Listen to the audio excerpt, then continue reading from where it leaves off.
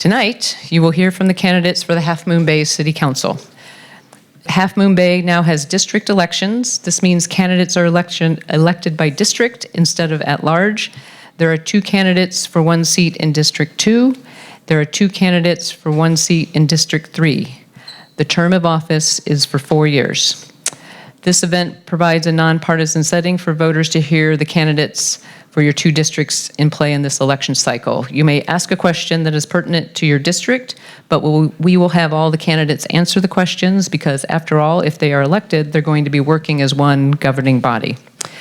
So to maintain a nonpartisan atmosphere, supporters or opponents of any candidate in the audience should not demonstrate your preferences at this time, so keep any expressions of disdain or delight to yourselves for now, and at the end we will thank all the candidates for running. We're getting there. The candidates by district, then alphabetically, are Patric Jonsson, District 2, Harvey Rarback, District 2, Joaquin Jimenez, District 3, and Paul Nagengast, District 3. The rules for the forum are as follows. We will start with opening statements. Each candidate will have 2 minutes for an opening statement. Then we'll have the question period. During the question period, each candidate will have 1 minute to answer the question, and all the candidates will have equal time to speak to the question, even if the question is addressed to one candidate. And then at the end, we'll have closing statements, which will be 2 minutes each. Our timekeeper is Tina Doty from the league. She will hold up warning signs when the candidates have 1 minute, then 30 seconds left of the allotted time. And she also has a stop sign when the time is up, and you can finish your sentence, but don't go on for a paragraph. Our ushers tonight are Becky Reimer and Kathy Wheeler. Raise your hand if you need a question card or if you're ready to have an usher to pick up your question card. All the questions come to the moderators. I will sort the questions by subject and ensure we cover a variety of topics. We seldom have time to ask all the submitted questions, and I might rephrase or combine some questions at times. So now it's time for the opening statements. The candidates have drawn lots to determine the order in which they will speak. Each candidate has 2 minutes for the opening statement. And our first candidate is Harvey Rarback. Thank you very much. I've been on the City Council for 2 terms now, so I, as an incumbent, owe it to you to tell you what I've done in the last 2 terms so you know where I'm coming from, and I hope you'll hear more about where I'm planning to go. I have been very proud to be part of the City Council that has inaugurated the CARES program. Those of you who don't know, that's a response for mental health crises that is attended to by mental health professionals instead of armed deputies. And if we had the CARES program in 2014 and 2021, probably the 2 mentally ill women who were killed by the police would still be alive today. So I'm proud that we are the organization that is being copied all over the county and the rest of the community.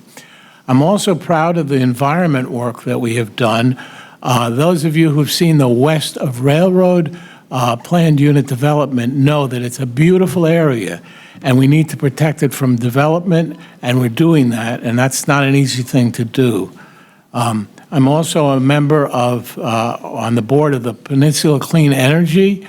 Those of you in the audience or live in Half Moon Bay know that you're getting clean energy at a lower price than PG&E. So that's a really good thing that I am proud of, that the police that we've worked with. In addition, Mayor Jimenez and I have worked hard to get more police oversight. And we've both received an award from the Fix in San Mateo for our efforts to have real meaningful civilian oversight. Thank you. Thank you. Our next opening statement is Joaquin Jimenez. Thank you. My name is Joaquin Jimenez.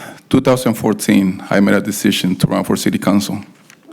It was not in 2020 where I saw the community responding to Latino leaders taking initiative in our community. That was when COVID was in our community. It was then that I decided and I saw how the whole community responded. I decided to run 2020. We ran a good campaign. It was our first time running for an elective office. Since then, working with a nonprofit organization, we created so many programs, especially with the priorities of the city. In 2020, the city had a priority to build low-income housing, senior housing, and that's where I focus. Also, creating public safety, working with our sheriff's department. So no, it's been an experience. Being part of city council, we have created a lot. One of the reasons I ran for city council 2020 was because of the staff that was on working for the city. Also, the collaboration with all the council members, and everything has been accomplished. We have 2 projects in the works right now to do farm worker housing in our community, working to create economic mobility programs in our community for everybody. Thank you. And making sure, that we continue to collaborate with our sheriff's department. That's one thing, that I'm very focused. Growing up in Half Moon Bay, I've seen the changes. And one of the things that I want to do, I want to make sure that everybody in Half Moon Bay feels safe. There's no harassment, especially our low-income community. For many years, I've been the victims of harassment by law enforcement, and things are changing. I'm very glad that I'm supporting our sheriff's department and Christina Corpus. Thank you. Thank you. Our next opening statement is Paul Nagengast. Good evening. I, too, wanted to thank the League of Women Voters, Half Moon Bay Chamber of Commerce, Coastside Buzz, and the library for moderating and hosting this event. All of you here this evening is fantastic to learn what each of us want to share with you tonight. Choice is good, and this always represents democracy in action. I am Paul Nagengast, a Coastsider. I've lived in the city for over 20 years. I've had the pleasure of working for the city as the Public Works Director, City Engineer, the Interim, and Deputy City Manager. Half Moon Bay is my home. My desire to be on the City Council is because I have noticed a troubling trend.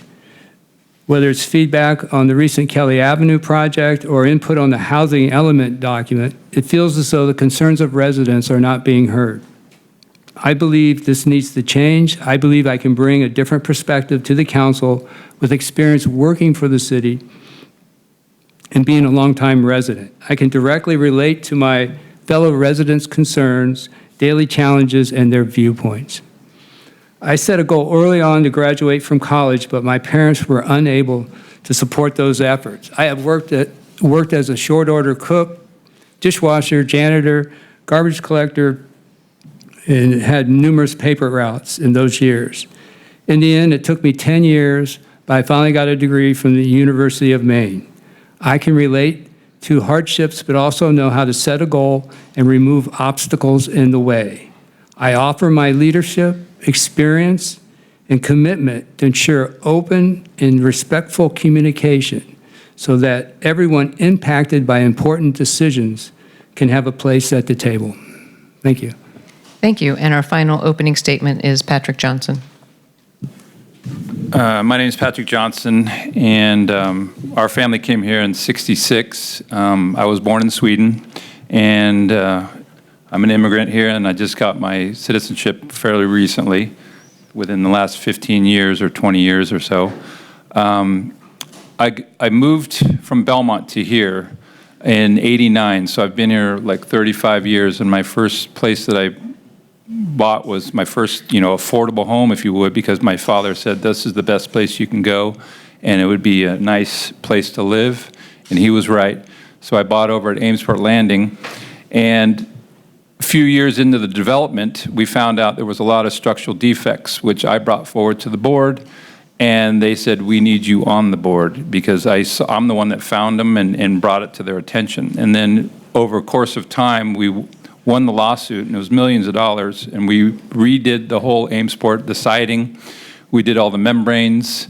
and got that going and got that resolved. So then I moved to Kehoe, and then I was deemed substandard and had a riparian habitat in the back of my my backyard.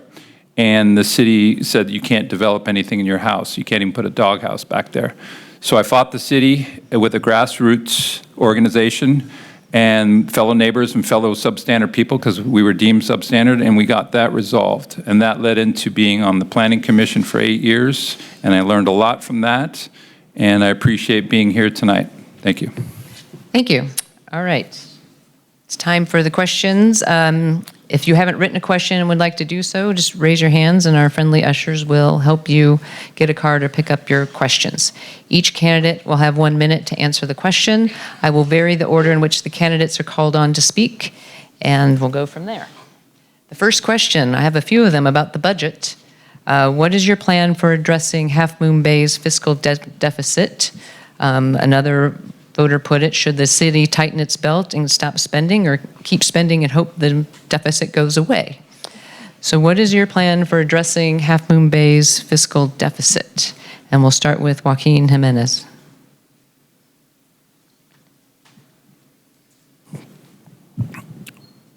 Well, our fiscal deficit actually is not in a bad shape. You know, we as a city, we're doing very well coming out of the pandemic. One of the things that we are doing in the city right now is about the increase of our TOT, to our hotels. The other one is passing a tax measure. I know there's a few things that we are working in the city. One of the things, make sure that we don't want nobody goes unemployed. We have to make some cuts on staff. On some of the contracts that we do, but everything that we have in the city or staff, they're very professional, and they doing a really good work. But there's, as I understand it, we are in good shape. Thank you. Thank you. Next is Paul Nagengast. I believe it's a $4 million structural deficit, and you are being asked to pass a half-cent sales tax. I'm really questioning taxing those that can least afford it. When we do a sales tax, that actually affects everybody, not just certain people. So have we really done enough in our expenditures? We really need to look at whether our staffing, can we do cross-training? Is there ability to share activities with other agencies on the coast, perhaps San Mateo County and Caltrans? There's some cost sharing we could realize, whether it's sharing equipment and or maintenance areas. The number of consultants, do we need to keep doing projects that may not even come to fruition? I mean, are they just sitting on waiting for certain grant money? So I really want us to look at our expenditures first, and before we try to ask for more revenue through taxes. Thank you. Next is Patric Jonsson. I think as much as I don't want to raise taxes for right now, we need to think about Measure R, because that is going to get us some money back and plan better. But we need to look into expenditures or legal expenses and try to get the TOT back up to its numbers, because that's one of our driving forces for this town, and to make sure that this town is safe and people want to come here and visit and continue, because that kind of keeps us alive as a TOT, because that's one of our main ones. Sales tax and property taxes are like 16, 18%, and the TOT is like 41%. So that is the number one thing that we need to do, bring back the charm of this town so people come to visit and spend money here. That's what we need to do. Thank you. And finally, Harvey Rarback. Thank you. Yeah, we do have a $4 million deficit, and we have to fix it. I believe that the beginning way to fix it is with, as Patric just said, passing Measure R. That would halve the deficit. People think that we're spending too much money. I disagree. We've done as much as we can to realistically reduce our expenses. The annex that we had on Kelly Avenue, where some financial people worked, have now been incorporated back in the city hall, so that people are doubling up. we're saving money that way. All the heads of department have worked hard to go line by line through the budget to determine what we could eliminate. And we have reduced our expenditures by 10%, which is a pretty significant amount. So beside passing Measure R, we have to support the Coastside, Opportunity Center of the Coastside, because ultimately that will bring in more revenue. Thank you. Thank you. Most of you touched on it, but I did want to ask about Measure R and whether you support it or not, and why or why not. And yeah, we'll just go with that. Do you support Measure R, and why or why not? And first is Patric Jonsson. I do, but I think the problem that I had when I read it is the fact that we're in a deficit, and now we're taxing now to support our sheriffs and our police, or the police and all the safety that we need in our town. Now we got to pay for it because we don't have the money to pay for it now because of the raise that happened. We were subsidized for so long. So that was a shock to me, the sheriff's bill that came in, and basically saying, well, that was the old bill and this is the new bill. So that's your old Comcast bill, this is your new one. Now we got to pay for it, and we're using taxes to do it. Thank you. Next is Harvey Rarback. I certainly support Measure R.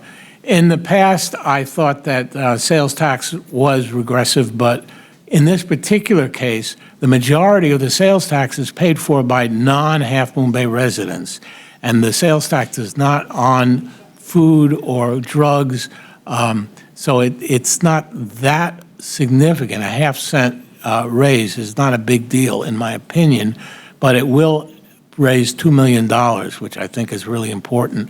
So that's why I'm in support of Measure R. Thank you. And next is Paul Nagengast. As I indicated in the last question, I am very concerned anytime you place a tax that's experienced by everybody. You shop something on Amazon, you're paying the tax. So I worry that we are doing something without totally looking at our expenditures and really making a cut. We can always find ways. I've had to sharpen pencils in numerous organizations I've worked in. We can always find ways to save money. Thank you. And finally, Joaquin Jimenez. I do support the tax measure. Measure R is going to benefit our community, and the tax that's going to be applied is not for our community. It's for the tourism, for visitors in the community. So, and we will receive the benefit of $2 million. Just thinking about supporting Measure R, I am in support of Measure R. Thank you. Thank you. Our next question is a two-parter, because I think the first one will be quick, hopefully. Do you fulfill the residency requirement for your district? And what do you consider to be your biggest accomplishments related to local government in the last 4 years? Do you fulfill the residency? Do you live in your district? And what do you consider to be your biggest accomplishment related to local government in the past 4 years?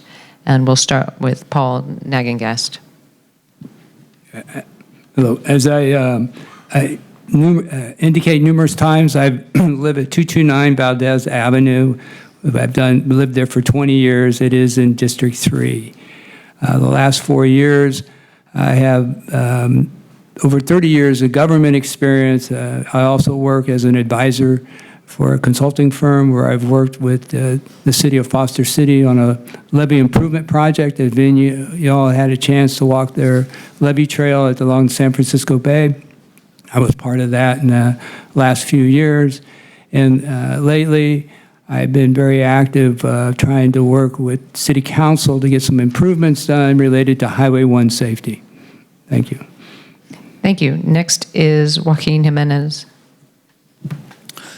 Yes, I do fulfill the residency of my district. The accomplishments in the city, as a city council member, for the first time elected, I'm very satisfied. Pushing to build the affordable housing, low-income housing, the initiative that we actually passed, the OCC, the Opportunity Center of the Coastside, is one thing that's going to change our community. I was asked the questions about what do I see Half Moon Bay in 5 to 10 years. I see a thriving community, and this is what the center is offering: the opportunity for economic mobility. All the thing, the support that we have actually offered to the community, all the services, the supporting the nonprofit organizations, in Half Moon Bay, is a big deal for community, especially coming out of the pandemic, the storms, the floods that we went through, and the shooting that happened last year. So I'm very satisfied with the work that's done in our city government. Thank you. And next is Harvey Rarback. I live at 464 Pine Avenue in the area behind Tres Amigos. It would be illegal for me to run if I didn't live in the district, as all of us know. I have a lot of things that I'm proud of in the last 4 years. If I had to pick one, it's what I was talking about before, and that's the inauguration of the CARES program, which probably has saved at least one life, probably more.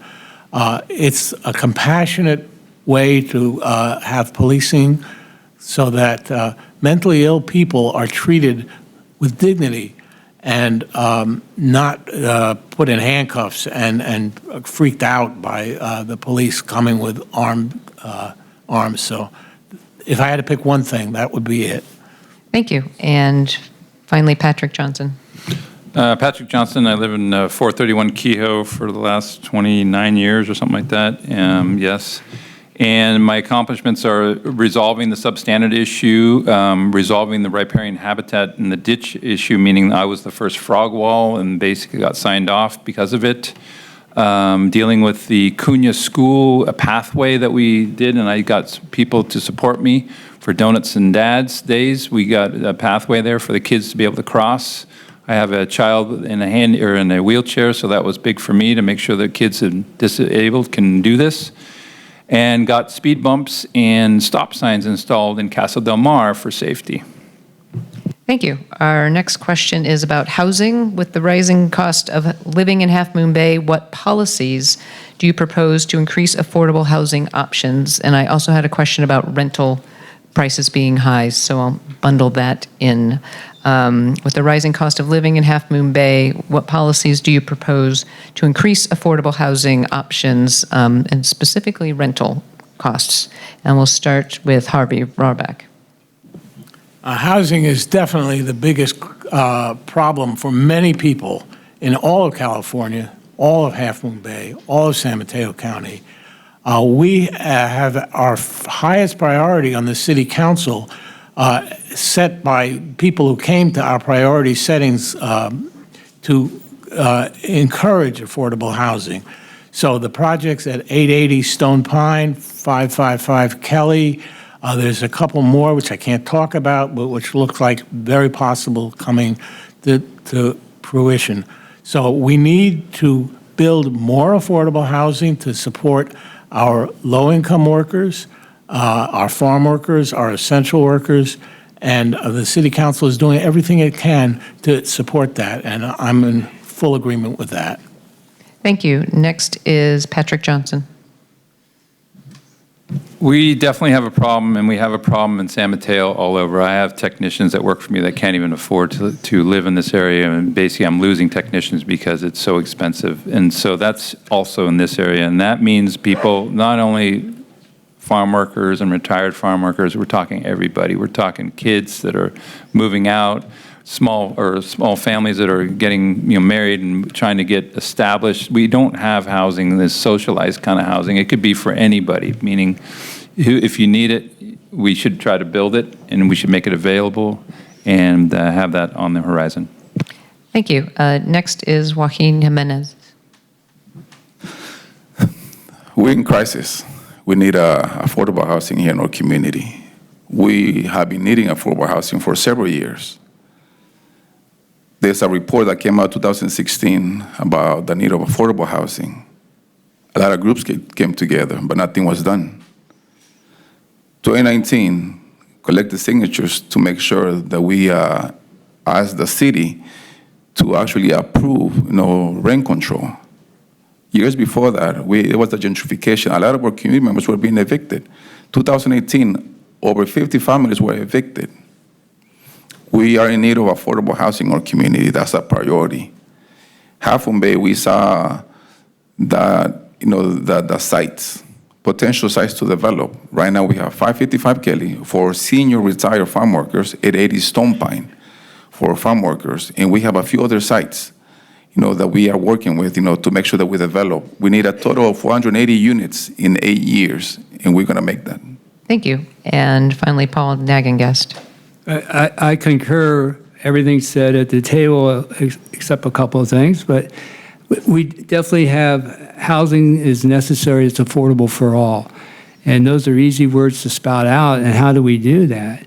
I heard that we have opportunity sites that are identified. I also heard there were folks that weren't interested in offering those sites for housing. So we need to make sure that we're communicating and working with property owners that want to have housing, and we can work with them to provide, whether it's housing for anybody that needs it. I've heard farm workers, I've heard service workers, teachers, anybody that needs to be, can't afford, even our own children that are trying to come back to town, it's hard to provide housing there. So we need to work with property owners that are wanting to have that housing. Thank you. Our next question, also related to housing, is do you support or oppose the farm worker housing at 555 Kelly? What's your stance on the farm worker housing building at 555 Kelly? And we start with Joaquin Jimenez. Thank you. I do support the 555, farm worker housing for retired senior farm workers. I was the one that started that idea to build housing at the site. I visited with Gio Iquez, and I also visited with Bob Nisbet, who was a city manager at the time. And we took a walk. We took a walk from City Hall, to the site, to the 555 Kelly, and we talked about what would be the possibility to build affordable housing in this site. Once it was approved, I had to recuse myself from any decision because I was working with the organization ALAS, who was one of the organizations that is working to develop the senior farm worker housing at the site. So I do support the development of the 555 Kelly Avenue. Thank you. Next is Paul Nagengast. I think any place that you put housing, you need to make sure it's safe. And what I mean by that, whether it's parking, whether it's pedestrian, whether it's bicycle safety, and whether it's at 555 Kelly, which is council's already approved, but at any other location in town, we need to make sure the infrastructure and the safety that I mentioned is in place. And as part of providing information to the community, it needs to be brought early on in the process. We have learned that when things come late in the process and there's demands to stop something or approve something quickly, there's not enough time for community input and support for a particular project. So make sure that we bring projects through the community very early on and get your support. And make sure it's in a safe location. No matter where the project's going to be proposed. Thank you. Next is Patric Jonsson. I am for 555 Kelly, but I would like to, for all, everybody that would need it, it's affordable. That was the only thing. And the size of it was awfully big. I mean, we barely got the boys and girls in on the planning commission. It was 4 stories, and this one's 5 stories. And now that's setting a precedence now for larger development in our town. That does bother me. Parking being streamlined wasn't addressed very well, and there was very little public input that we could do because it was streamlined through state agencies basically saying you don't need CEQA, you don't need to do this, you don't need to do that. So it moved quickly, and this town doesn't move that quickly. So I'd like those kind of projects to slow down and make sure that we're very transparent with our citizens and let them know what's being said at the state level and what we can propose here and slow it down a little bit. Thank you. And finally, Harvey Rarback. I also support 555 Kelly. The city acquired that property. We didn't really know what we were going to do with it, but we had to buy it in a hurry because otherwise we would have lost it, and it was in a wonderful location. When it became clear that our highest priority was low-income housing, we put out a request for proposals, and we only got one back, and that was from Mercy Housing. They wanted to build 40 units of affordable housing in that area, and the proposal was put forward. We had an exclusive negotiating agreement that was all out there. We had multiple meetings at the library to discuss the design. It was as transparent a process as possible. People were allowed to make all the comments, and at the end of the day, the city council supported the coastal development permit for 555 Kelly. Thank you. With the housing comes traffic, as we all know. So I wanted to make sure we touched on that this evening. If you could think outside of the box, what would you suggest be the best way to conquer or eliminate the omnipresent Half Moon Bay gridlock and traffic problems? So if you could, what are some of your ideas to mitigate our traffic problems? And another questioner asked specifically about late afternoon, post-school, after-work time. So traffic, what do you propose to mitigate our crunchy traffic? And specifically, if you can touch on it, the late afternoon, post-school, and work time. And we start with Paul Nagengast. Oh, wait, sorry. Yes, no, we start with Patric. Can't keep my grid straight. I'm a big believer of, I grew up a lot in Truckee because we built a cabin up there in the 70s, and I've seen Truckee grow like crazy, and it's very similar to this town. It's a very desirable place. It's very downtown, and they have traffic issues, and they have roundabouts like crazy now. They're all over the place, but they work. At first, I wasn't into it, but I think the roundabout idea would be a great idea. I've also listened to people when I went around handing out flyers, bringing back school buses or some form of school busing to eliminate all the moms and bring in kids to school. Thank you. Next is Harvey Rarback. If you want to think outside the box, how about a coastal tramway that would take people from Half Moon Bay to the train and then ultimately to the plane? That's outside the box. I know people are laughing, but I think it could actually happen. Another thing that could happen, if we could get the money, is to reinstitute school buses. That would make a big difference in the afternoon traffic. Frankly, there's not a lot that can be done. We're going to build more trails, more bikeways. We're going to try to give rebates to people who engage in carpools and van pools. We need to get fewer single driver commutes. All of it's very difficult. But if you go over the hill, you'll see that the traffic's actually worse there. So be thankful. Thank you. Next is Paul Nagengast. Thank you. I look at it as two different traffic scenarios.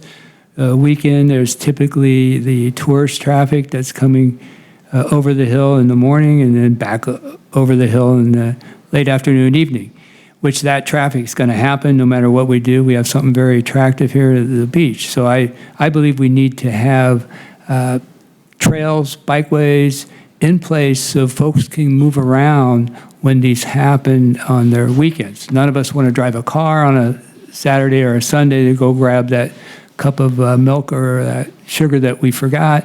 So if we have the ability to get around with trails and make sure Highway 1 crossings are safe. Late afternoons are a little different. I think school buses are a great idea. We also know, when we have our signals in, I think we could do a better job. We call it synchronizing, where you can time the signals to run we call it time of day timing, where we can have them timed so when somebody comes through, they get a longer time. Thank you. And finally, Joaquin Jimenez. Traffic? What traffic? Actually, talking about back to 2020, fortunate and unfortunate, 2020 changed a lot of things here in our community. And one of those things was traffic. Half of May was discovered by communities over the hill as a getaway. And that created traffic. And that continues to create traffic, especially on the weekends. I know the school doesn't have money to bring back the buses, but we have something better, though. We have Samtrans. Especially the program that we have right now, the Right Plus. It's a pilot program, but implementing a program like that is going to benefit our community. More public transportation. Of course, you see me walking, you see me riding my bike, and you see me riding my horse. So what I'm saying, what traffic? So, thinking out of the box, take a walk, get on your bike. If you have a horse, ride your horse. It's a beautiful coast. Thank you. Our next question, how will you engage with underrepresented communities, especially the Latino community, to ensure their voices are included in city decisions? How do you plan to engage with underrepresented communities to ensure their voices are included in city decisions? And first is Paul Nagengast. Thank you. I always believe good governance will always provide equal representation for all. And what I mean by that you're open and you'll listen and you'll hear what is being said. As I've walked around in the district, a lot of different folks have talked to me and told me what's on their minds, and I've actually committed to them that I will listen. And in fact, they indicated it was the first time anybody's ever asked them what's on their minds.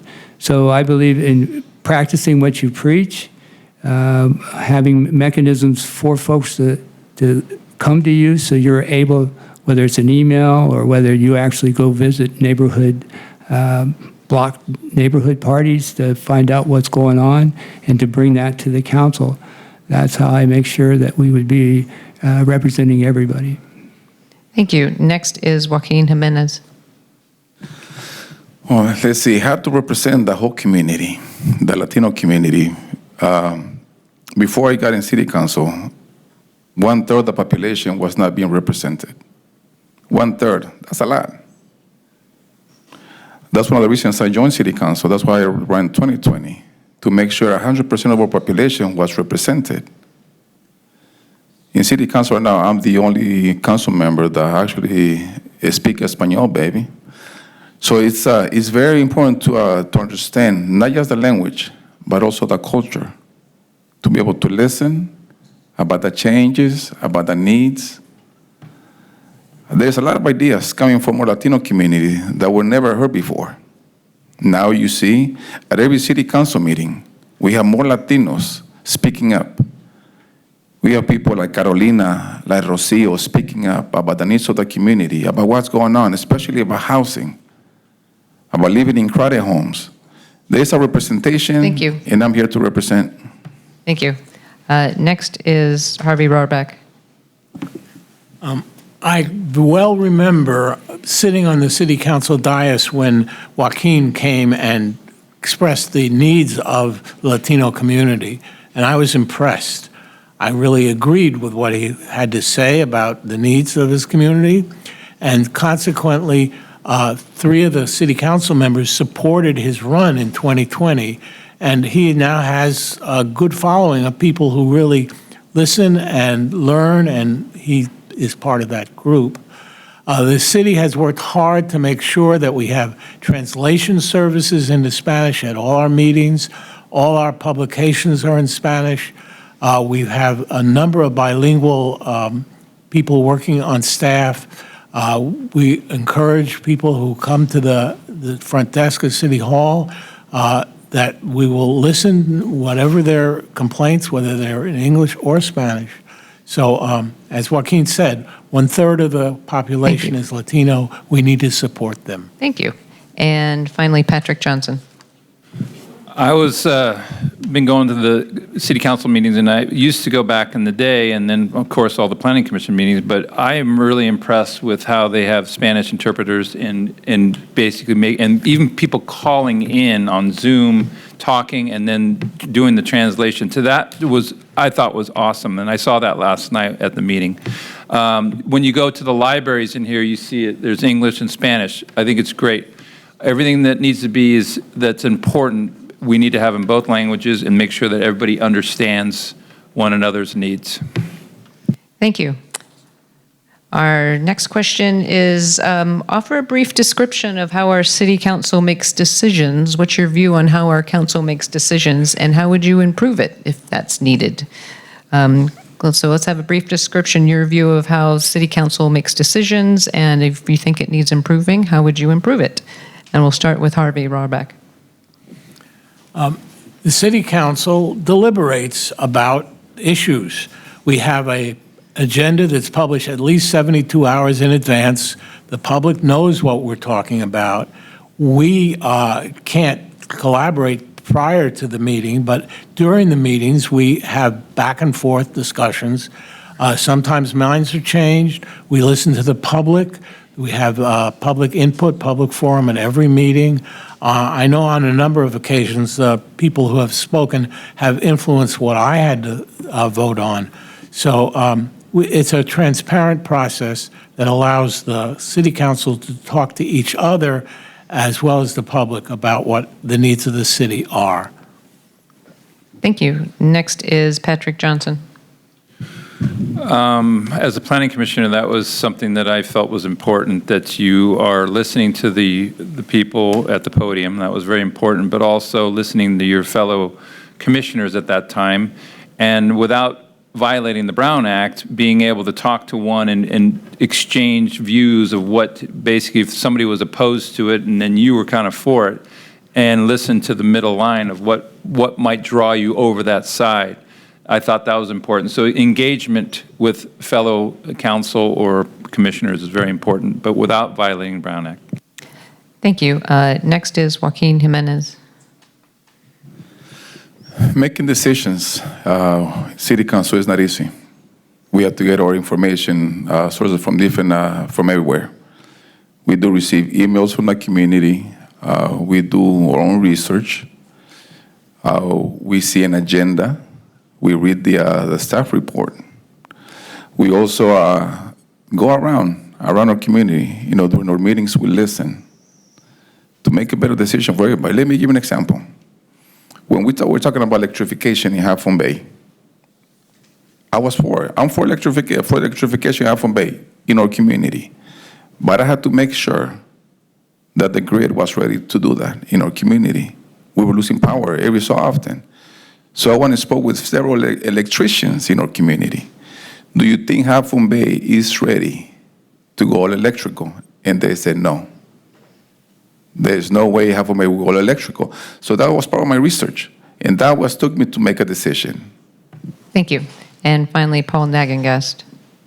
Yes, I heard how council is to be transparent, to listen, but what I've indicated earlier, I don't think folks feel that way. And it seems to me on certain projects, especially, and I don't know if it's crunch time or trying to get something quickly approved, it doesn't seem, and I can tell you, I've talked to people, they do not feel they're being heard or listened to. And maybe the current council believes that is happening, but I would disagree.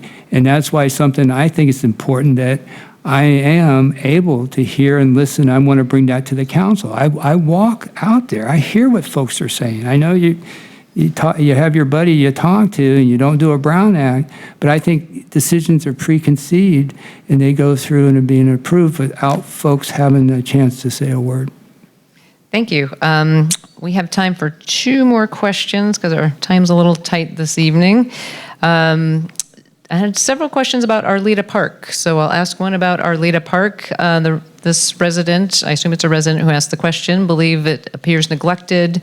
It looks run down and abandoned. There's poorly maintained streets, lack of sidewalks, poor demarcation of property lines, flooding, and dangerous driving in Arleta Park. So what improvements or what would be your approach to some improvements in Arleta Park neighborhood? And we'll start with Joaquin Jimenez. Thank you. I had the opportunity to actually take a walk out on Arleta Park. I received an email from a resident, that was very concerned about what was going on in Arleta Park, and we did. I went to the residence. He showed me, what was out there. The drainage, the floods, the the parking, everything, the signage. A lot of the signs that we have on Alita Park are not very visible. All this information, brought back to City Hall. Say, we need to do something about this. Alita Park pretty much looks like a stepchild. This is not being taken care of. Especially, when you see during the rainy season. I see a lot of the homes on Alita Park actually have swamp pumps because, their homes get flooded. So Alita Park needs a lot of work. Right now, the marking of the a school, way to school, make sure their children are safe. Thank you. The next is Paul Nagengast. I too have walked every street in Arleta Park. I've talked to the residents, whether it's a traffic app directing people off Highway 1 because Waze had told somebody it's a faster way and they speed through the neighborhoods. We need to find ways to slow folks down. Also, I've been advised from many of the residents about drainage. And one of the first things I remember coming to Half Moon Bay was working on Myrtle. Myrtle is a huge improvement what it is now, but 20 years ago, all the water drained to the south. And we're finding a lot of different drainage patterns have been so altered over the years. We're hoping that the master plan of drainage that we'll be finishing up by the city will address some of these concerns and how we can do simple improvements. Thank you. Next is Patric Jonsson. On that topic, when I was on Planning Commission, that was one of the things because I have the Kehoe ditch, and then that made me into this ditch expert, but I'm not an expert by any means. But Arleta Park I wanted to go view all these to learn from everybody's ditch, the Pullman ditch and the Arleta Park ditches that were down in that area. People actually had them right in their backyards. They were actually putting water features and stuff to make it, enhance it so it doesn't look so bad. They're all over the place, and that drainage needs to be resolved. And those things, that's been ongoing for a long time. That's not something that this should have been fixed by now, but it hasn't. Thank you. And finally, Harvey Rarback. I had a constituent who lived on Myrtle and said that the street was worse than in Mexico, where she came from, and she was right.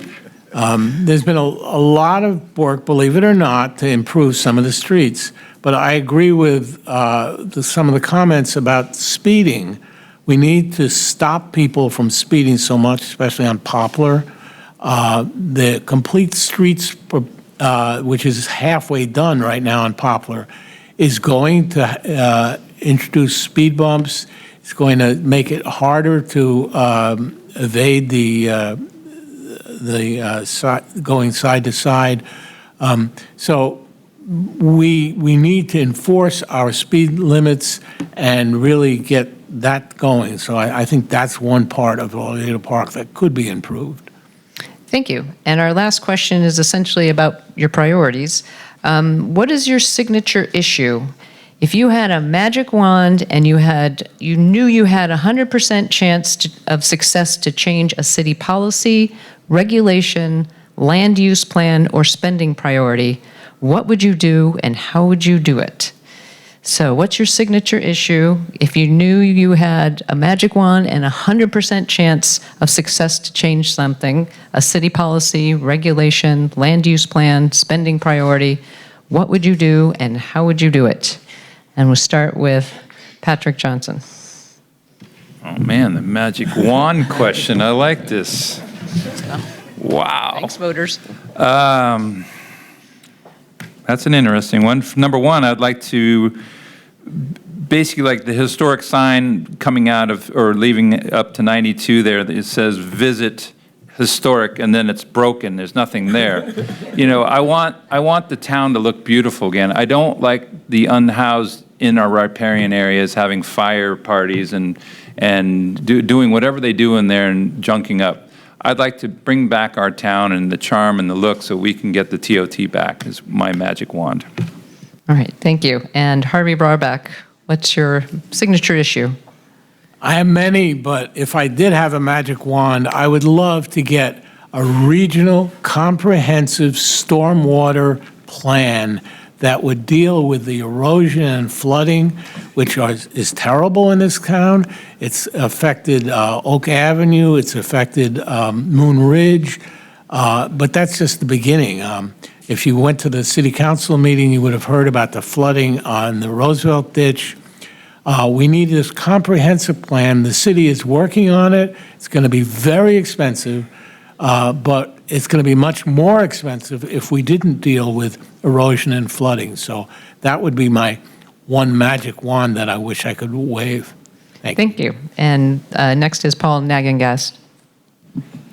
Thank you. I think I have a teeny weeny wand, but what I've been trying to do for 20 years, if I could have Kelly Avenue and Highway 1 raised medians, which we refer to as pork chops sometimes, but those raised medians on the east side of that Kelly and 1 intersection, have them removed. I embarked upon this 20 years ago, and they're still there, and I've requested, not only through Caltrans, but also the city council, can we have this removed? And it appears I'm going to be heard at the Coastal Commission in November to try and have Caltrans remove them. So it's not a huge request. I think it's a huge impact, though, to have those removed. Thank you. And finally, Joaquin Jimenez. Well, I'm not much of a magician. Oh, there goes my bus right there. Alas. I'm actually more of a disruptor, and I like that disruptor better than the magician. One thing that I actually would change is, the opportunity to be successful, and that I see that through economic mobility. My magic wand, my disruption would be to bring into Half Moon Bay a trade training center for our community, especially for high school graduates, for young adults, putting up a site in Half Moon Bay that will serve our community, that they can have a better opportunity to be successful. Unions, labor unions. Not everybody wants to go to college, but the labor unions is a benefit for our community, and that's my magic wand. That's my disruption. Thank you. Okay, thanks for all the questions, everybody. I had too many to ask, unfortunately, in our short time tonight, but thank you for all your great questions that you submitted, both in advance and here in the room. It's time for the closing statements, and while the candidates gather their thoughts, I'll just say one thing about the league has their vote411.org website. All the candidates have been invited to enter their information and link to their own websites. So take a look at, we have some bookmarks out on the table out there. You can grab one to remind yourself. So now it's time for closing statements. Each candidate will have 2 minutes for a closing statement, and we reverse the order from that of the opening statement. So our first one is Patric Jonsson. Well, I'm looking forward, if I get elected, to take part in changing this town and bringing it back to what I remember it, and bringing that charm back so that we can prosper once again, and try to get our traffic resolved, potentially with roundabouts, if that's something that the public would say yes to, and then Caltrans would say yes to. I'm looking forward to our businesses prospering and doing well on our main street and all downtown and anywhere that we have our commercial side. I'll do whatever I can to help as a small business owner. I do have some things that I've done in the past, but that doesn't mean I have all the answers. I am just like you guys. I'm just a person that really cares about this town, and I'm willing to put the time into it and whatever it takes to do it.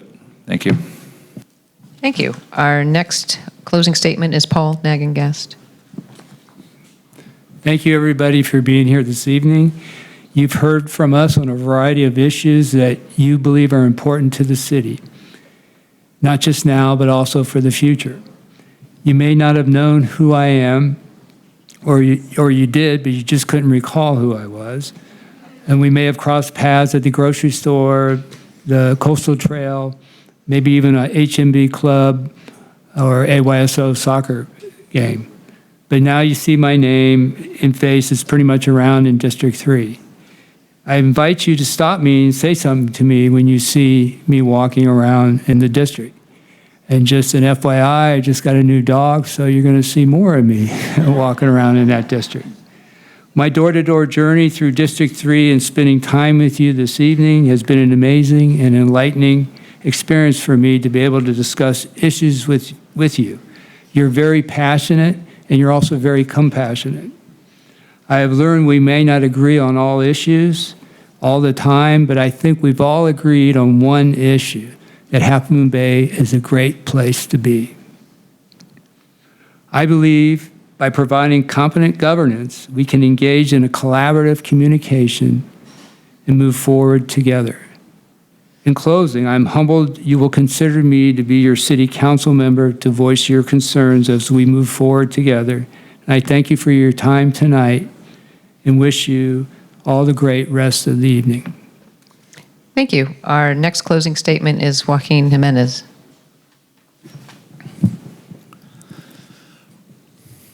Thinking about my career has been about serving the community. From the time I was in high school, came out of college, came back to Half Moon Bay. I worked for the school district for about 7 years. Some of those years was a teacher. I was a fifth grade teacher, immersion. I was a community school liaison for the 5 schools in the district. From the school district, I went to work for the juvenile probation department of San Mateo County with the young adults. From there, came back to the community to work with our farm worker community, number of organizations, Puente de la Costa Sur in Pescadero, Alas in Half Moon Bay. Right now, I'm working with Job Train. I like to get my hands dirty. I like to listen. I like to pay attention to what's going out there and to have a better outcome for our community. One of the things that I focus is, what do I see in the next 100 years, right? To better serve our community, I had to think about 100 years, 4 generations, not for me, for my great-grandkids. I want to leave it better, than what I found it like. Better opportunities. Creating a community that is thriving. The next 5 to 10 years, I see changes in Half Moon Bay. I see more farming. Farming is a base of economy in Half Moon Bay. It's our heritage. I see more open spaces. I see more opportunity. I see equity being implemented. I see better education. I see collaboration with the school district, with our community, different organizations, with San Mateo County. I see housing being developed for everybody in Half Moon Bay. Low income, very low income, or teachers. We're losing a lot of teachers. Or essential workers. So I see a thriving community. I want to make sure that continues for the next 100 years. Thank you. Thank you. And our final closing statement is Harvey Rarback. I want to thank the Chamber, Coastside Buzz, League of Women Voters for doing this. And most of all, I want to thank you for coming, because without you coming, democracy doesn't exist. I will be very clear about some of my priorities that I'd like to implement. They're not pie in the sky, they're real things. One of the things we talked about was the fiscal management of the city. I believe we can overcome our structural deficit. I think we have to continue protecting our precious coastal environment. I talked a little bit about stormwater retention policies. That's important to me. One thing that hasn't come up tonight, but I think is extremely important, is trying to get urgent medical care on the coast side.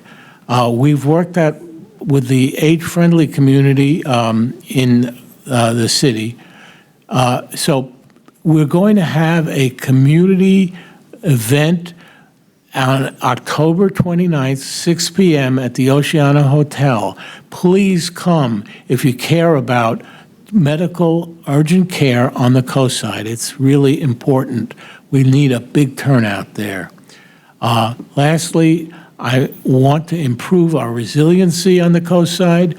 We've worked with PG&E, Comcast, AT&T to try to improve the infrastructure, because when the big one comes, we're all going to be isolated here, and we really need to have a better set of infrastructure, including community broadband, which I support. So thank you for coming. It's been a pleasure. Thank you. The League of Women Voters, a little plug, is a nonpartisan political organization, and membership is open to all people ages 16 and up. If you are interested in helping your community with forums such as this or our pros and cons ballot propositions education, we've got brochures out on the table in the back of the room with information about the League. Remember to vote on or by Tuesday, November 5th, and encourage others as well. You should have your ballots. They were all mailed on October 7th. October 21st is the last day to register and get a non-provisional ballot in the mail. But note, you can register to vote up into, including Election Day, but you'll have to submit a provisional ballot. And we're going to have an 11-day vote center in the emergency ops, here just across the way. So it's 11 days, which is really nice. So that's October 26th to Election Day, and you can swap your ballot if you mar your ballot and need a new one, if you need to go register to vote, or your kid needs to go register and vote, or anything like that. It's a full-service vote center, and we have it for 11 days on the coast, so use it and go say hi to the friendly elections people. They're really nice. Drop your ballot there. And before my final word, I'm just going to say we'll have a quick 5-minute turnover to replace the name cards and bring the school board candidates up. So stay tuned for the Cabrillo Unified School District. And finally, from me, it's a hard and brave job to run for office, so I would like you all to thank the candidates for doing it.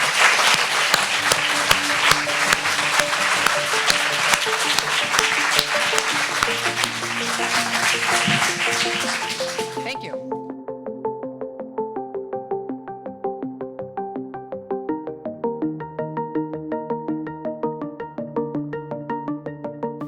Good evening. My name is Kathy Wheeler, and Margie Gator and I are co-chairs of voter service for the League of Women Voters of North and Central San Mateo County. Voter service doesn't just do voter registration.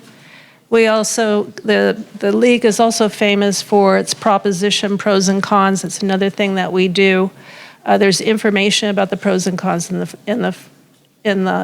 the desk in the front, and we do candidate forums. Okay, so I'm going to remind everyone to turn or silence your cell phones, so they're not so the candidates aren't interrupted. But we've also asked that you keep a neutral and nonpartisan atmosphere. The candidates agreed to our policy that no literature, clothing, or other material associated with the candidate's campaign is permitted in the room, and I don't see anything like T-shirts or anything like that. This forum is also being broadcast live on PCTV. So to remind again, the League, the sponsor, and the candidates have agreed to use the recording from beginning to end with no editing in compliance with FCC rules. Unauthorized videos such as cell phone videos are also not allowed because the FCC requires that a forum recording must be presented in its entirety. An occasional photograph with your phone is okay, to document. Let's see. So I also want to thank Chrislyn Gilt of the Half Moon Bay Chamber of Commerce and Michelle Dragony of Coastside Buzz. They're somewhere. There's Michelle, and back there, for sponsoring the forum tonight. We appreciate their interest and efforts in presenting events that increase voters' knowledge about the candidates and the issues. The purpose of a candidate forum is to provide an opportunity for all candidates to be heard at one time and be questioned by you, the voters. Bringing the candidates and voters together face-to-face enables voters to be better informed about their election decisions. And thank you for coming out to ask your questions. And prior to the forum, I have 3 pages worth of questions that people have already submitted. So we've got more than enough questions for the time. So tonight, you will hear from the candidates for the governing board of the Cabrillo Unified School District. CUSD has trustee area elections. Okay, one of the reasons why I'm able to do this forum tonight is I'm in Area C. So I'm not going to be electing any of these folks. This means the candidates are elected by trustee area instead of at-large elections. So there's 2 candidates for 1 seat in Area B, and there are 2 candidates for 1 seat in Area D, and the term of office for all the districts is 4 years. Currently in B, Kimberly Hines will be leaving at the end of 2024, and Area D, Sophia Layne is a candidate again. You can go on to the Unified School District's website if you want to know about the other trustees.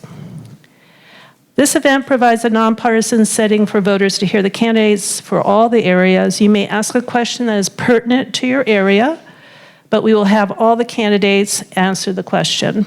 After all have elected, they will be working as one governing body. Supporters or opponents of any candidate in the audience will not be allowed to demonstrate their preferences for that candidate, either through questions or responses. And please hold your applause till the end of the forum, when we will thank all the candidates. The candidates by district are Breanna Lafontaine. Oh, don't construe that as support. Glenn Wilson,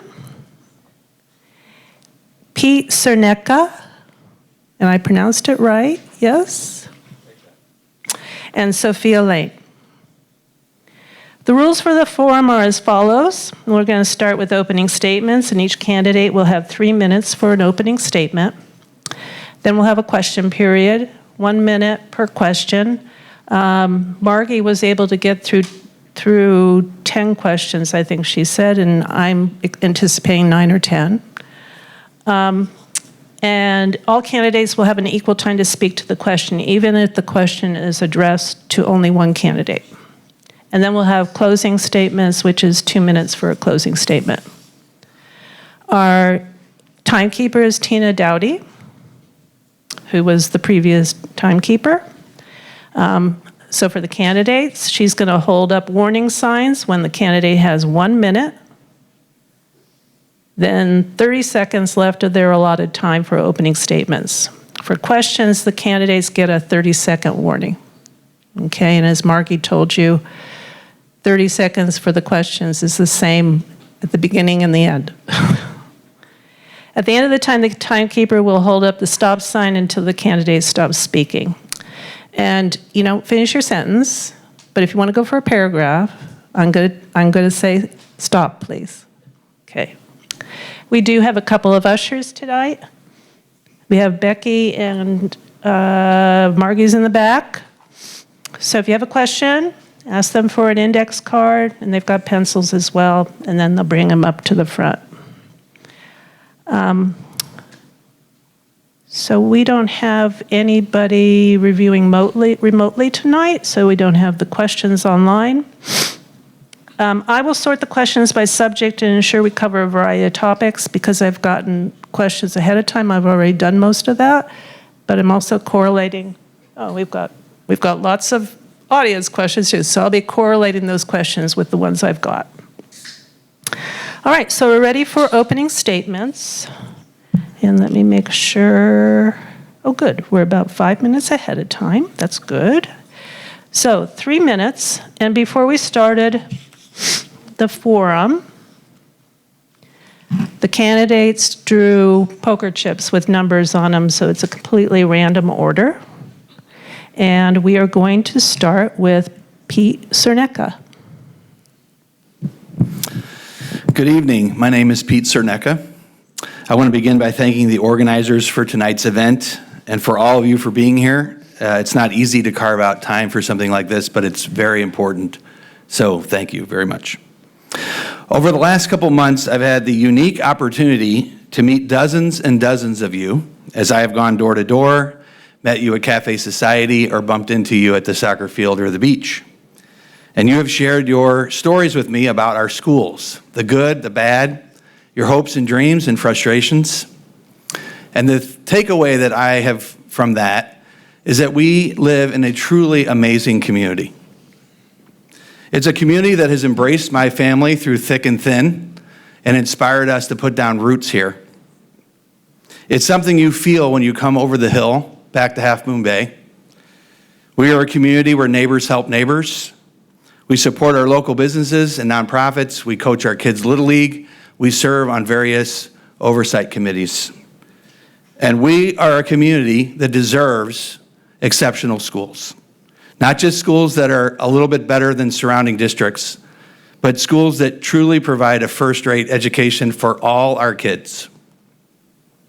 I think everybody in this room knows our schools are not where they could be. There's a general sense of instability, questions about teacher retention and quality of education. But I have good news.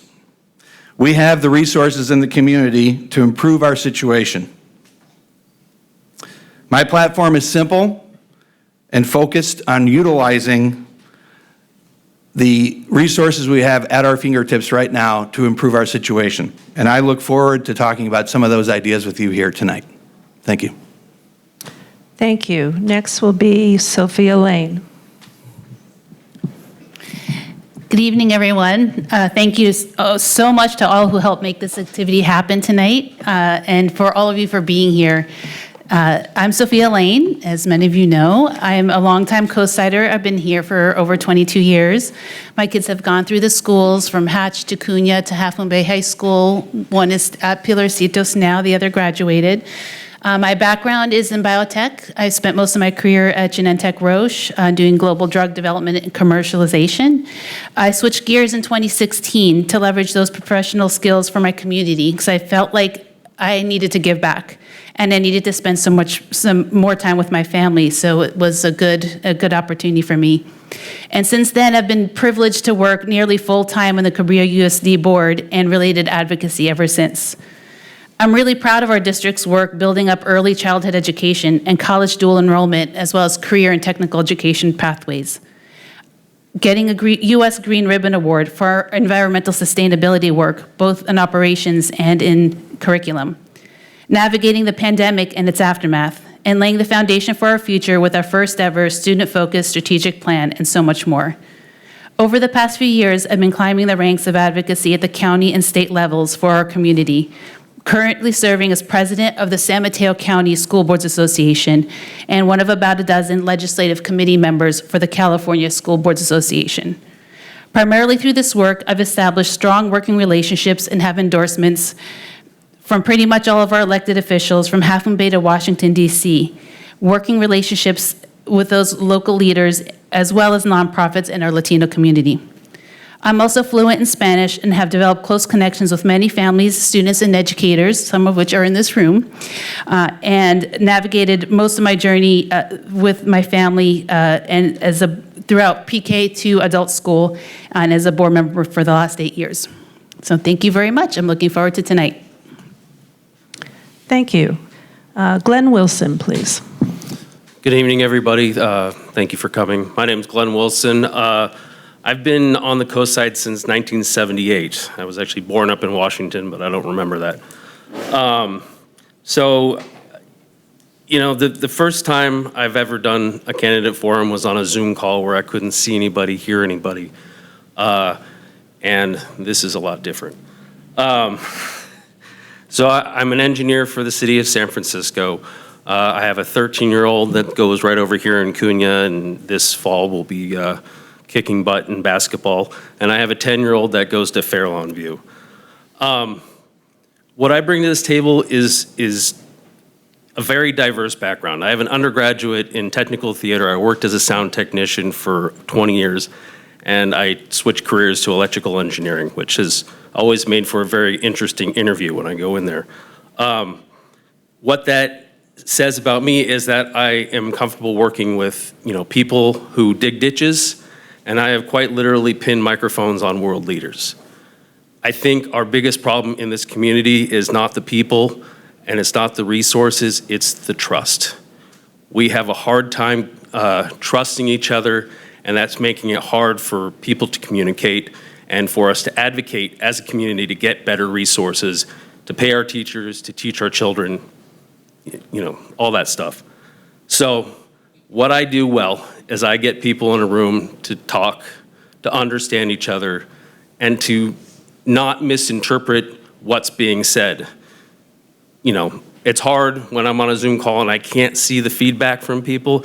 It's better when I'm in a room and I can see everybody's faces, I can hear what you're saying.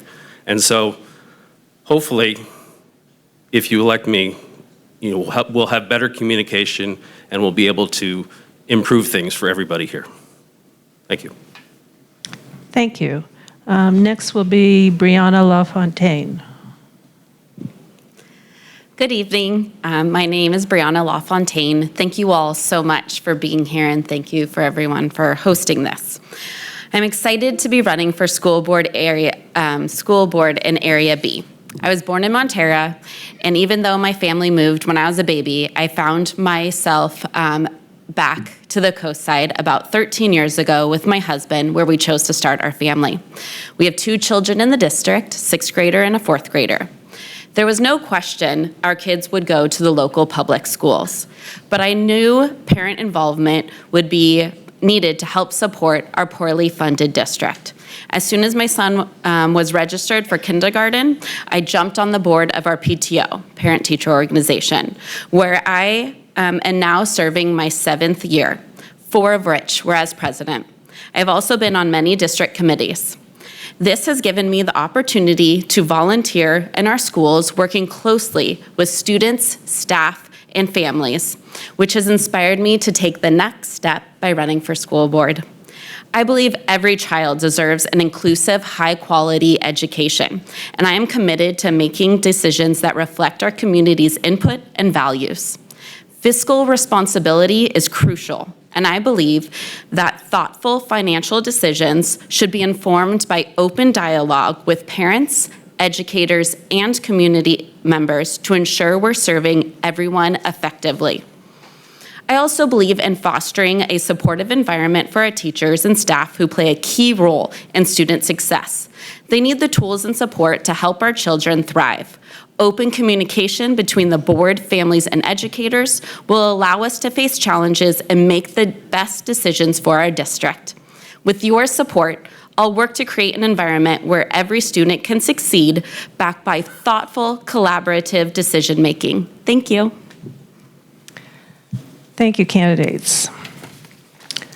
Now it's time for the candidates to answer your questions. As I said, some of the questions I'll start with have already come in via email.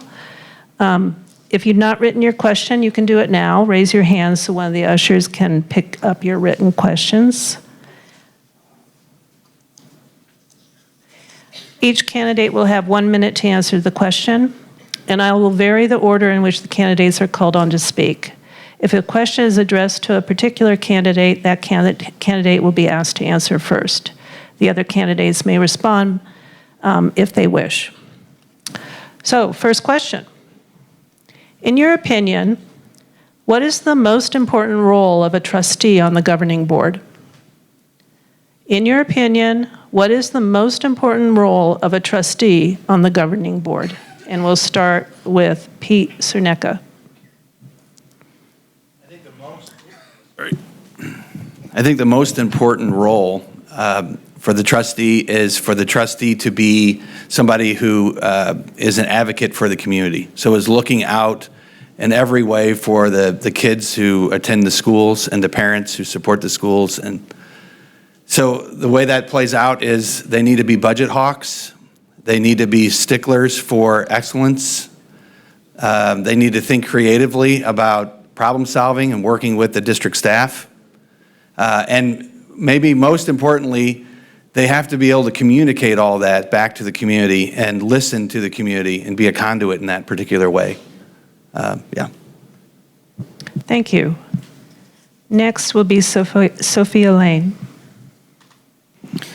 Well, thankfully, Ed Code takes care of helping us understand what the roles of school board members are. And so we do have clearly roles in overseeing all the operations of the district and ensuring fiscal sustainability for our school districts. And I think it's really important that we do so on behalf of our entire community. And historically, schools have not represented our entire community. That's something that I'm personally very passionate about. So listening not only to people that come to the meetings and come to us, but going to people out in the community and going to them and understanding what their needs are, what their pain points are, and really being able to represent everybody.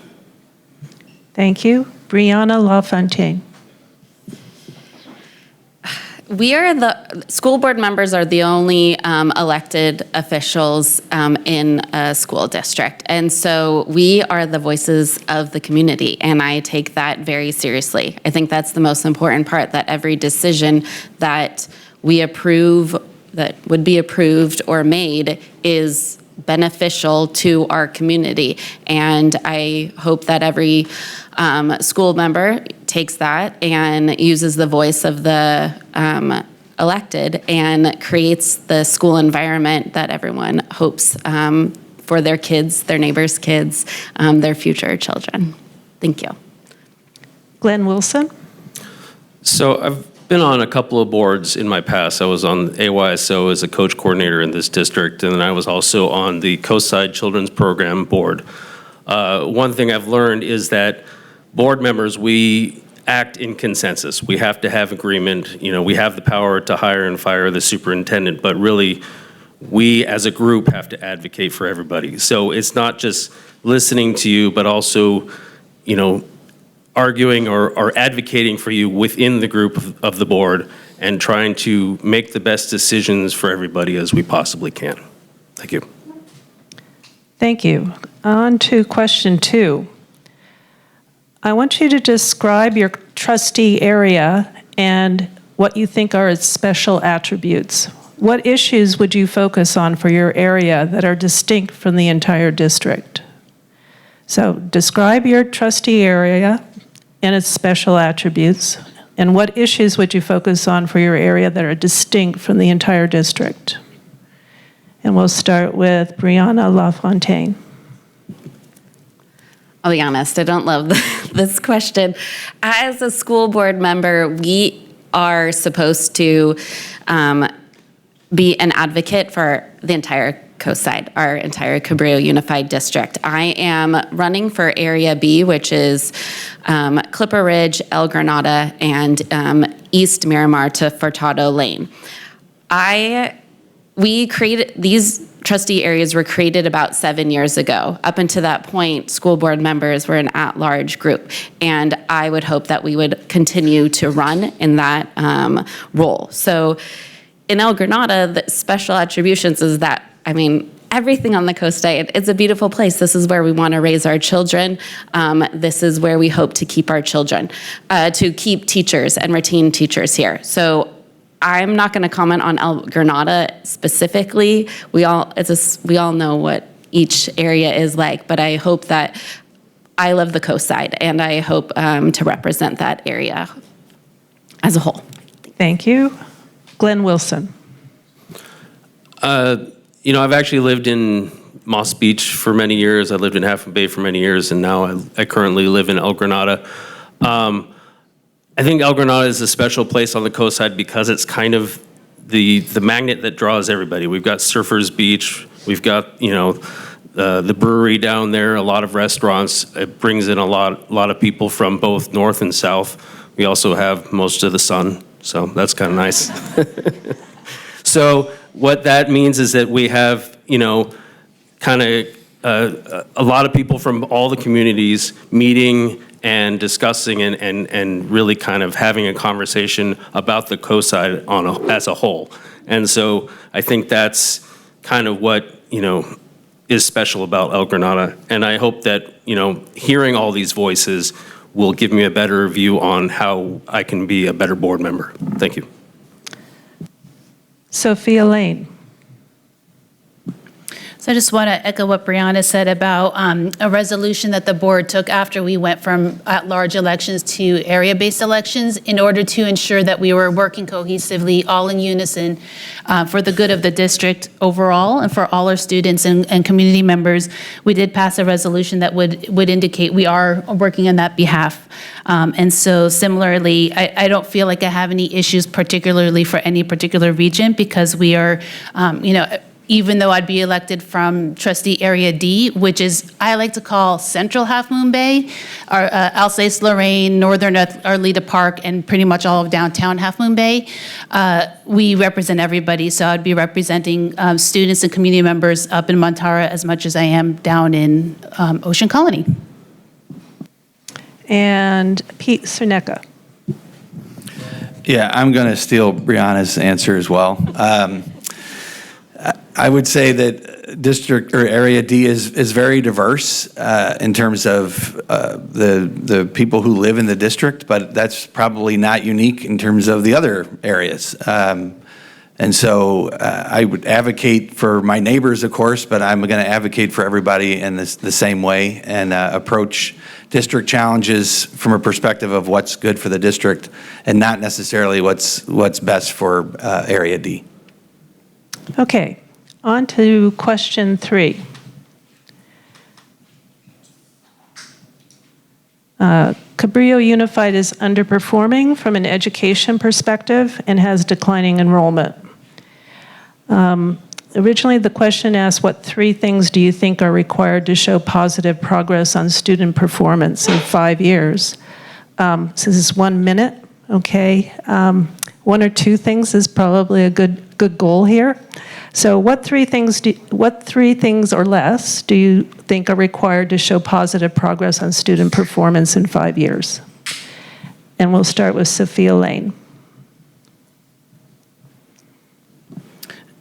So I think Half Moon Bay is very much a microcosm of our state of California, both demographically and in terms of educational performance by most measures. The state of California could be doing better, and so could the Cabrillo Unified, so could probably most districts in our community. Unfortunately, standardized test scores, which are usually used to benchmark these things, are typically representative of our demographics and not of the potential of our students. So one area that we have invested in and that we will continue to invest in is early childhood education, because we know, we've seen data that kids come into kindergarten at different places. And unless you help them in those early stages, it will get worse and worse and worse. And we've seen that data too. So if you can expect that a kid by 11th or 12th grade, if they didn't get the support they needed in elementary school, there's going to be wide differences. And so when you look at subgroups, you see those wide differences and why the averages come out mediocre, both in Half Moon Bay, or I should say Cabrillo, and beyond. Next is Pete Cerneka. I would approach this problem from a teacher perspective. I think for me that it goes back to that often. This district needs to have a top-rate faculty, and we have an issue with teacher retention. So a good district will have, say, 94% retention, and a high-performing district would have like 96. We're at 87%, which is not the worst in the state, but also contributes to a sense of instability at our schools. If I could relay one story that came up over and over and over again in talking with people, it's stories that parents had either directly or indirectly where their child had to put up with a long-term sub, or school was unable to fill a role. And so the first thing I would do to stabilize all this is address the pay gap. That is the number one thing. The pay gap used to be $5,000, $10,000, and now it's tens of thousands of dollars. Glenn Wilson, please. I would actually be curious to see these metrics, just because I found when, learning about how well a school is doing, it kind of gives you a blanket score if everybody's at that school. My daughter's going to the school, she's doing fine, her education is great. I can't speak to anybody else's kid. and does it have to do with their socioeconomic background? Does it have to do with, are they, English speakers, Spanish speakers, or whatever? So I'd like to see more than just, a blanket number. I'd like to see where this data is coming from. And, I think from there, maybe we can make better decisions on where our resources are put. And at the same time, we have to advocate to get better resources from the state of California. It's just not working the way it is. So, thank you. Breanna Lafontaine. First, I'd like to point out that declining enrollment, I don't think is an effect of our school district. It's California. People are just moving to more affordable areas, which brings in, though, to our district, teacher retention and what we can pay them. And that is an absolute indicative of how our students performed. I would also say that reading is a high indicator of how well children are going to do in schools. So making sure that there are reading programs in place that the teachers have deemed what is necessary to help our children grow and helping utilize those programs. And chronic absenteeism. When a child does not go to school, they are not learning. And the more they miss, the more behind they're going to feel, the less they're going to come, and learning plateaus or stops. Thank you. Question 4 comes from the audience tonight. How do you feel about our teachers not having a current signed contract with a raise? What guarantee do we have if the parcel tax passes, the teachers will get a contract plus a raise? So I'll read it all again. How do you feel about the teachers not having a current signed contract with a raise? What guarantee do we have if the parcel tax passes, the teachers will get a contract plus a raise? And we start with Glenn Wilson. How do I feel? Feel terrible. I mean, that's a contract and a raise. Our teachers need stability. That there's no argument there. But at the same time, we only have so much money, so having a parcel tax that brings in more money would offer more funds for a raise. At the same time, does that guarantee that they're going to get a raise? Well, both sides have to agree to that. And right now, I feel like the teachers of the administration do not feel like they're communicating in good faith with each other, and it's on both sides. So yes, we need the funds from the parcel tax to pay teachers better salaries, but we also need to get in a room and figure out how best to make this all work for everybody. Thank you. Thank you. Breanna Lafontaine.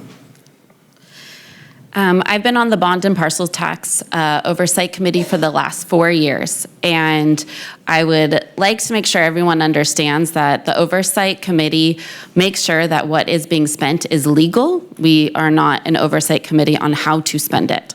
The parcel tax has been spent on teachers, but I think what the responsibility of the board is to make sure that when a parcel tax money comes in, that money is, so you had last parcel tax, I was the co-lead of Measure I, brings in $1.6 million. Instead of saying, okay, we have $1.6 million that has to legally go to staff salaries, that opens up $1.6 million. So oversight at a board and community level to make sure that the parcel tax money goes on top of what our current budget is. Thank you. What I would do. Pete Cerneka. I guess I would begin by saying that I wouldn't promise the teachers a raise. But I look at cost of living increases differently. I don't see that as a raise. That is something that we owe our teachers every year. And the fact that we went a number of years in a row without even a cost of living increase in a period of time where we saw significant inflation is unconscionable, in my opinion. So I would commit to the community that spending priorities, that would be the very first thing. We'd start with that. what cost of living increase can we give our teachers. And then we do need to find other ways of increasing revenue. I think we need to utilize the parcel tax differently. We need a larger parcel tax so that we can open up another conversation about a increase in pay, a raise. But the baseline every year should be that we are doing everything we can to provide a cost of living increase for our teachers, and I would commit to that. Thank you. Sophia Layne?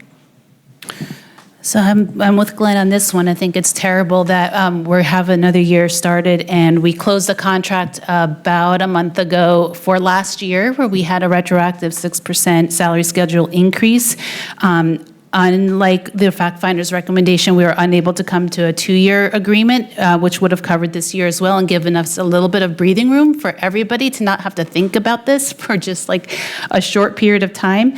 But I think really, this is probably a 5-minute question, really, because with the closing of the contract for a month ago, we're in fiscal challenge time right now. And so we're going to need to be prioritizing our budget for the coming months and years. And so I am hopeful that the fact is our school district has about the third of a funding of a lot of neighboring school districts, and that is a fundamental issue. We need to address that here, but also at the state. All right, thank you. And I'm going to go ahead and ask this question because it kind of follows for what you've just been talking about. So specifically, do you support Measure N, the $198 per parcel tax, in other words, called the Cabrillo Unified Parcel Tax? Why or why not? And we'll start with Pete Cerneka. I have to say that in some ways I'm indifferent to that. We definitely need to increase our parcel tax, but I would advocate that we increase it even more. I think a good starting point is $300, so that's double what we have now, and that represents a $12.50 a month increase per home. So it's hardly anything. So if this particular parcel tax passes, that's good because it'll address some of the budget pressure that the district's facing. But if it doesn't, it also opens up an opportunity for us to communicate with the community and explain why we need this parcel tax to be more, how we can use this as a tool to help pay our teachers more. And so if it lost, it would be an opportunity to come back and say, listen, let's regroup and then increase it to $300 and really go out in the community and sell this and explain why this thing is needed. Thank you. Sophia Layne? So many folks might not realize the parcel tax threshold for passing is 66%, which is pretty high, a high bar. So school districts don't tend to choose the number that they want because it would be a lot bigger. We tend to choose the number that the polling suggests is the maximum we can possibly get at that time. And so that number where we landed was $198 per parcel per year, which is a small increase over the last measure. So what we look at is not only what is the increase in the total revenues that would bring us from about 1.7 million to like 2.1 million per year, which is important, but also really important is our current parcel tax expires in 2 years. If we don't pass this parcel tax right now, which we have higher chance to do during a presidential election, we risk not passing one in the 2 subsequent years. If we lose that $1.7 million, it's ugly. So it's really important, not only for the amount, but also for the duration. We don't have an evergreen that's parcel tax that would be a more difficult to pass. So it's important that we pass it. Next will be Breanna Lafontaine. I am in a lot of ways in alignment with Pete on this one. In 2019, I was asked to be on a panel to renew, even though that's not how it is, you're just putting a new measure, for Measure I, and I fought for $198 in 2019. And I had hoped that after 5 years, we would increase it again. I will support it in the sense that we need money, and we are in a financial situation that we will absolutely use it, and it will help increase the teacher pay. But we passed the Measure I with a 76% passing rate, and I think with the community-backed campaign, which we don't currently have, we could garner a larger parcel tax in the future. And Glenn Wilson. So yeah, I will vote for this parcel tax. We obviously need the money. That's pretty simple. But I feel like we are kind of giving up a big opportunity. There's going to be a huge turnout at this election this year for many, many reasons. And we could have probably asked for more had we had more support throughout the community. And that just, I don't believe, was there and currently isn't there. So yes, I will vote for it, but I think we need to figure out a way of upping our parcel tax in the future, and then also finding other ways to fund our schools, which are not, the typical ways that we do that in this state. Thank you. Okay, sorry, one more question about the measures. So the last bonds that were actually passed in Half Moon Bay were in 2012 and 2018. Do you support Measure K, which is $153 million in bond funds? For those of you in the audience, bonds go to infrastructure.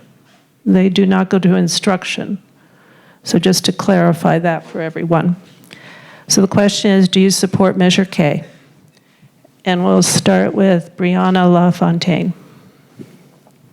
It pains me to say I would not support something that is for our schools. Unfortunately, I am not comfortable with the broad language that includes workforce housing, which is currently planned by the district office in Hatch School. So I don't see how I could advocate for this measure when we don't know what the new school board is going to look like, and if they would actually listen to what our community wants, which in my opinion is CUSD cannot manage workforce housing at this time. It's just not in our wheelhouse. So I would love to look at a new bond with stricter language and really focus on the high school and other needs of our community. In 2 years. Thanks. Next is Glenn Wilson. I do actually support this bond. I understand the language can be a little bit vague, but I think there's an opportunity here to, build things that can be beneficial to the community. Some of the things that I feel like we don't have is community use of facilities around this area. I know AYSO plays soccer out here, but that's its own kind of agreement. The tennis courts up at the high school, that's another kind of community use thing, but it's through the Coastside tennis community. What I would love to see is other facilities that benefit the community, like a pool. We had a pool here, or we do, but I worked there in the 90s, and it's the same pool. We need to kind of upgrade this stuff, have more things that the community can use, which will also help improve the school as a whole. Thank you. Thank you. Sophia Layne, please. So absolutely, yes, I support Measure K, our bond. There is currently no state funding left essentially for school facilities across California. We're on our own at this time. Hopefully state funding will become available, but until it is, it isn't. We need facilities funding for safe schools. Our climate is getting more extreme and our facilities are getting beaten up. We need it for access for people with disabilities. We need to access for modernization. Everything from some of our buildings weren't built for like laptops being as prevalent as they are, so we need more power outages. We need roofs is always something.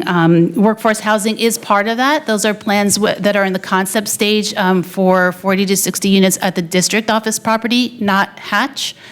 To be really clear on that. And workforce housing is managed by external property managers, not district office staff, not board members either. So there's a lot to be explored further in terms of workforce housing with our community, and also savings on energy. Thank you. Pete Cerneka, please. I'm glad this question came up. I think this is probably the biggest difference between Sophia and I. I do not support this bond measure for the same reasons that Breanna mentioned. We desperately need bond money, but if you ever sit in on a bond oversight committee meeting, it's depressing. I haven't seen evidence that we use the bond money wisely. And now we have a proposal to use some of this bond money on employee housing, which I think is a terrible idea. It's essentially arguing that we cannot pay our teachers, therefore let's build them houses, instead of trying to find solutions to pay them. This bond is very expensive. It's $55 per $100,000. If you own $1 million home, that's $5,500 a year in taxes on top of bonds you're already paying. And so a parcel tax is $300. Why wouldn't we go the parcel tax route and really sell that to the community and then give teachers money that they need? Thank you. Next question, since we're getting into it. How would you address teacher retention? Simple question. How would you address teacher retention? And we'll start with Sophia Layne.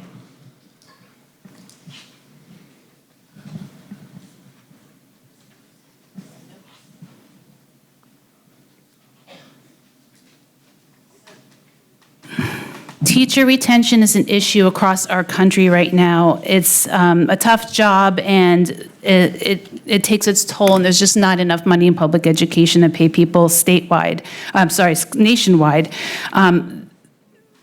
There are ways that we can have more forward-looking compensation structures. We can have improved training opportunities. We can have a culture of appreciation, because I think that's important too. And that is all necessary to ensure the best team is possible available for our students. I have a lot on my website. We don't have very much time to talk here in 1 minute. We can refer to that for a lot more things like sign-on bonuses, retention bonuses, multi-year forward-looking labor contracts would be great, so we're not constantly stressing everyone out talking about it. Thank you. Pete Cerneka. This is actually an area where Sophia and I partially agree. The long-term solution to this has to be reform at the state level. There's just no way around that. We just have to have a different funding model that doesn't punish the districts that are kind of in the middle, like Cabrillo. But in the short term, we do have these tools, and we should be utilizing these tools. So we've been talking about the parcel tax tonight. That is the solution. That is the key in the short term. Breanna mentioned it, but there's different ways of putting together a parcel tax, and you can have one that's generated by the community, not the district, and the threshold for passage is much lower. You can get very creative with a parcel tax, so you can ensure that the people who can most pay it in the community do so, and the people who cannot don't. There's all kinds of different things you can do with a parcel tax. Whereas, again, the bond money, everyone pays that, whether or not they can afford it or not. If you own a home, you're paying that bond money. Thank you. Glenn Wilson, please. This is a tough question because there are limited resources, and the current way that we fund, teacher salaries are, not efficient. So I think in the short term, we need to figure out a way to bring in more money. In the long term, we live in one of the richest counties in the world. San Mateo County has a lot of money, and I don't believe it's being spent equitably across the peninsula. And then we also need to definitely look at the state. I mean, the state of California, also one of the richest states in the country. We are not good at efficiently using our resources where they're needed. And so we have to advocate both at the county and the state level for future funds to make teacher salaries and teacher retention better. Thank you. Breanna Lafontaine. There's definitely a long-term goal of changing the funding to a more equitable equation at the state level, which we should continue to do and as a group. But in the short term and continually, we need to have mutual respect with our teachers and staff. And I am so thankful to be in a position that I have a lot of wonderful relationships with our teachers and staff. And when you talk to them and listen, part of retention is most teachers, most staff know that you aren't going to get paid here what you get paid over the hill. But if they know that you are working with them and for them in their best interest, they're going to stay because this is a lot of their homes. This is where they want to be teaching.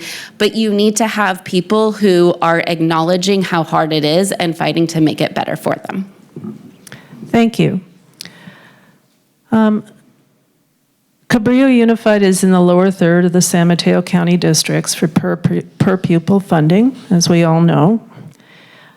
Besides parcel taxes and bonds, what are potential ways or sources that should be evaluated to increase the amount of money available to support our local school needs? So this is an out-of-the-box question, okay? Have you had any thoughts about other ways to bring money into the district? And we'll start with Glenn Wilson. So being an engineer, I'm thinking outside the box all the time. I hate when people try to do the same thing over and over again and get the same results and they continue down the same path. I think we really do have to think outside the box. I think that teachers should, instead of being local employees, should be employees of the state, where there's, kind of a Caltrans model of pay across the state steps. It's a larger union, you have more advocacy, and you would get better benefits. We also have to deal with the county. It's depressing that San Mateo County is so unequitable. We really need to figure out, why are we constantly trying to get the bare minimum per student as opposed to trying to get the maximum for every student when it comes to spending. Thank you. Breanna Lafontaine. Right now we are basic aid, though I think now it's called community funded. They changed the name, but the local control funding formula is the formula the state uses to create the bucket size that's bare minimum for per pupil funding. That formula was originated with a cost of living adjustment in it, but when the state passed it, they removed that. I would like to still fight for a cost of living adjustment, putting it back in the formula so that we are not receiving the same bare minimum that they are in Barstow, because that is what is happening now, but it costs a lot less to do things in Barstow than it does here. I'd also like to decrease the unduplicated number. You need, I think it's 55%, which is just a number the state made up. It doesn't mean if you have 56% socioeconomically disadvantaged students, you're worse off than 54%. Thank you. Pete Cerneka. My answer is going to echo what Breanna was saying. I learned in this campaign that the state does not factor in regional cost of living when it factors in education, and I was shocked by that. So the state does that in every other situation. So if they're going to fund a road in San Francisco, they give more money to build the road in San Francisco than they do in Fresno. They don't do that with education. So I would say, that we definitely want to bring pressure to that, find other districts that are impacted by that. Because to me, in some ways, that feels like low-hanging fruit. That's a lawsuit waiting to happen because it is fundamentally unfair. Some other things I think we could look at, some other districts in the area really utilize an endowment. That's not something we've heavily leaned on, but I think that is a creative idea going forward, trying to think of, could we approach some of our better off county residents and say, hey, contribute to something like this? And Sophia Layne. So first, I want to say I like the way this question was phrased in terms of increasing the amount of money available, because that means two things. You increase your revenues, and besides parcel tax and bond, which are the only things we have in our direct control, it does mean state advocacy. And it's politically challenging in Sacramento to get changes for anyone in San Mateo County that's asking for more money for a lot of perception reasons. But I think that's a fight we still need to keep fighting, and I'm doing it already. Number two, Part two is decreasing costs. And there's, again, two parts to that too. One is the state and federal advocacy. For example, SB 1315, which I advocated for and I testified in the Senate Education Committee in April, would allow school districts to reduce the number of reports that we're producing that no one's reading, that we're wasting money on. I would like to do more good governance measures. Also, things like changing the federal poverty definition, so we, again, have a regional and state-based cost of living, so we would get more credit for our students who are in need. Two more questions. There's no more parcel tax or bonds, sorry. What ways can community members, not just parents with students, participate in the schools? How can you as a trustee member of the board inspire community members to help participate in the schools, and what would they be doing? And we'll start with Pete Cerneka. I wish, in hindsight, that I had carried a little tape recorder with me when I went around and talked to people, because I heard story after story of how people contributed to the district in ways that were just inspiring. From coaching to mentoring to sharing their skill or their passion with students. And I think we need more of that. We need to think about administrative ways to make that easier for community members to step in and to contribute and to help at schools. I just think in some ways, somebody I met when I was out made this point that one of the advantages of our district is we can be nimble. We can be entrepreneurial with our ideas because we're not this big behemoth of a district that's difficult to turn.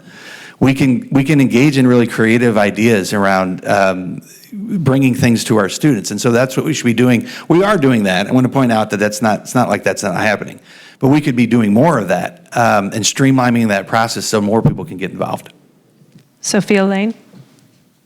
This is a great question. Our community has so much to give, and we're so fortunate that despite our terrible funding situation, we have our community. We couldn't do what we do without it already.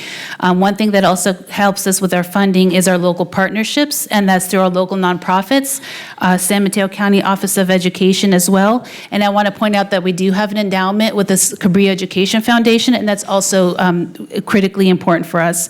Number two, community members can, in addition to supporting those nonprofits and CEF, can also work through the Boys and Girls Club or ALAS to provide tutoring to our students. And that's a very high need, and those are successful programs that are working well through organizations that are set up to deal with a lot of volunteer work. Please call them if you want to help kids learn to read, do math, et cetera. And third, there are programs in our school district, again, typically facilitated through nonprofits like the Rotary Club and financial literacy programs at Half Moon Bay High School. Breanna Lafontaine. If community members have the availability, Sophia mentioned a few of these, reading after school, volunteering in the classroom. A lot of teachers would accept, if you create a relationship with them, consistent volunteering, helping clean up after an art project, or walking kids to a field trip. But I also think showing up to the school board and district meetings, coming to our school board meetings, the decisions made there affect every single person in this community. There are committees like the Budget Advisory Committee, open to the public, a great way to learn and give input on our budget. The Bond and Oversight Committee, which oversees the spending of our bond and parcel tax. We're looking for members. And vote. The least you could do, vote for people who support and want to better education. Thank you. And finally, Glenn Wilson. I had an interesting opportunity during COVID as my kids were, like everybody else, we were trying to figure out how to educate our kids while being stuck at home. And we had a group of 10 kids in a garage, and I got to be the de facto science/history/engineering teacher for Mondays. I think everybody's got, an interesting story, an interesting background. We have farmers, we have fishermen, we have tech people, we have biotech people. We have so many different backgrounds, and it would be great to, create a space in the schools for members of this community to bring their stories and teach things to the kids in this community so they can learn how diverse we are and how wonderful this place is. Thank you. Thank you. And I guess I lied because we've run out of time. However, I am going to state what my last question was going to be, and maybe for your closing statement, you can do a quick address of it. So the last question was going to be, so many issues for the Cabrillo Unified School District. To end on a positive note, what do you see as wins for our school district moving forward? Wins. So we're going to start with our closing statements for 2 minutes for closing statements, and we reverse the order that we use for opening statements. So we'll be starting with Breanna Lafontaine. Thank you all for this and being here. I've always wanted to jump in and participate in anything related to education, and seeing you all being here, listening to us, means you feel the same way. So thank you. I have found a lot of wins recently. My son started middle school, which is the dreaded middle school years, and we are 8 weeks into Cunha, and it has been amazing. He loves his teachers, the kids. I chaperoned a dance, and I was just like, oh, the youth and just having fun with each other was fabulous. Each school site, I think, is doing really well. There has been positive change at certain levels, and it is trickling through. We are seeing positive change in district administration, and I hope to see positive change in our school board. As we look ahead, I'm dedicated to building a school district that values every student, teacher, and family. Our children deserve an environment where they can not only succeed academically, but grow socially and emotionally. This requires thoughtful, informed decisions that reflect the needs and hopes of our community. I believe in fostering strong, open communication between the school board, parents, and educators. It's only by working together that we can effectively address challenges and continue improving our schools. From closing achievement gaps to ensuring our teachers have the support they need, I will always advocate what's best for our students. Most importantly, I want to create a district where every voice is valued. I will listen and be responsive to the concerns and ideas of our community, because together we can make decisions that lead to better outcomes for our children. It would be an honor to serve this community and help share the future of our schools. Thank you for your time tonight, and I hope to earn your support. Thank you. Glenn Wilson will be next. So, I don't have a lot to say as far as closing and as to, why I think everybody up here brings a lot to the table. I work in the city of San Francisco, and I work in engineering, and I work for SFMTA, which is better known as Muni. Public transportation is an amazing place to work because everything that I do affects the community, helps people. I got to work on the Van Ness BRT project, which some of you may know and some of you may not. But we were able to now transport buses, faster down Van Ness, which is impressive in and of itself because that road is a mess. But now the buses are getting there 10 minutes faster. My parents both believed in volunteerism. My mom was a public health nurse. My dad was actually on the school board for 12 years. I really believe that personally I can bring a lot to this school board just because of my background, but I'm not going to BS anybody. I'm going to tell you how it is. I'm going to tell you if I can do something, and if I can't, I'm going to tell you why. And I'm going to do my best with what I have to make decisions that will benefit everybody here. Thank you. Thank you. Sophia Layne is next. So you all know this already, but school district governance is not for the faint of heart, and there are no simple solutions out there to fix our challenges. I sometimes joke that I thought global drug development and commercialization was complex, but public education does top it, and I truly believe that. As far as what wins we could have moving forward, I do have a lot of hope, actually. Challenges be gone. I also don't BS, as Glenn said. But I am really excited because I am excited we can do 4 things. We can get more sustainable. That's essential, fiscally, for our people and for our environment. We can increase cross-district collaboration and unity. Working in silos and only with our affinity groups just does not work. We can come up with more effective ways to recruit and retain the best teachers and staff. And we can keep strengthening our foundations and ensuring targeted and holistic supports for our students and make sure that they can achieve the best that they can. I pride myself on being a lifelong learner, though I also have the deep, broad knowledge, skills, and experience we need on this board for some very challenging years ahead. It's going to be challenging, not the least of which is the constant budget prioritization that has been exacerbated by the pandemic, but ongoing skyrocketing costs with flat revenues. We need to shift from a constant emergency mode to understand the underlying issues that belie our challenges and face those challenges head on with creative short-term, medium-term, and long-term solutions if we're ever to break out of the cycle. And an essential part of that is looking outside the Coastside and navigating the halls of Redwood City, Sacramento, and even DC. And I'm ready and prepared and working on that already. So we don't have enough time, but I have a lot of information on my website as well. So I would encourage folks, if you're interested to learn more about my priorities, endorsements, more about me, catch me after the forum or check out the website. Thank you. And Pete Cerneka.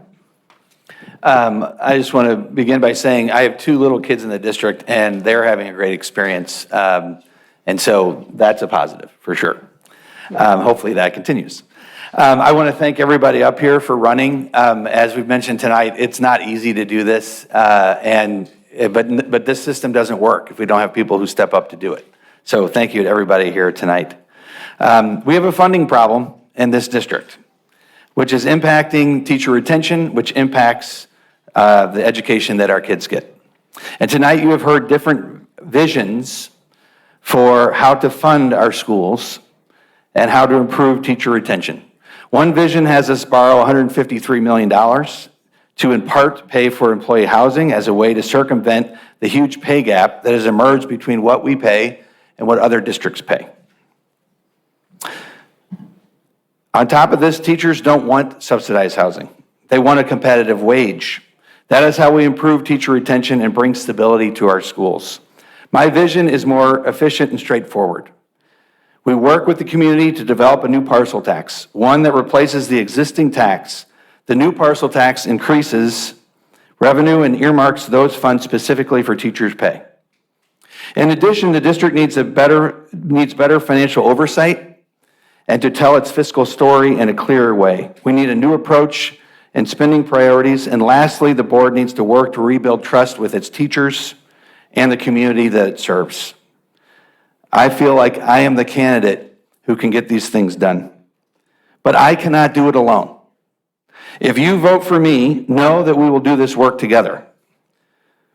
This means you will need to invest in the district with your time and your treasure. If we do this, we all benefit, especially our kids. Together, we can build a brighter future for our Coastside schools. Thank you. Thank you, candidates. You can find additional information about the candidates on the League's Vote 411 website. So that's vote411.org. The candidates have all been urged to upload their information to that database. Also candidates from the council seats as well. Finally, I'm going to repeat again that the League of Women Voters is a nonpartisan political organization and membership is open to all people people ages 16 years of age and up. If you're interested in helping in your community with forums such as this or other activities that encourage civic education and involvement, brochures are available just outside the door with information about joining the league. We also have easy voter guides and a QR code for the proposition pros and cons. There's other voting information there that you might find interesting. So remember to vote by Tuesday, November 5th, and encourage others to vote as well. October 24th is the last day to register and get a non-provisional ballot. Note that you can register to vote up to the day before the election, and you will have to submit a provisional ballot. And as Margie said in the first go-around, you can just walk up to the voting center across the street. Off of Kelly. It's not across this street, for sure. Now, and I also mimic Margie. I'm just in awe of anybody that runs for a position like this. Congratulations to all of you. In conclusion, please join me in applauding and thanking the candidates.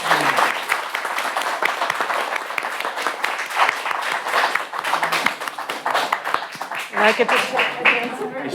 Thank you, you too. Oh, okay.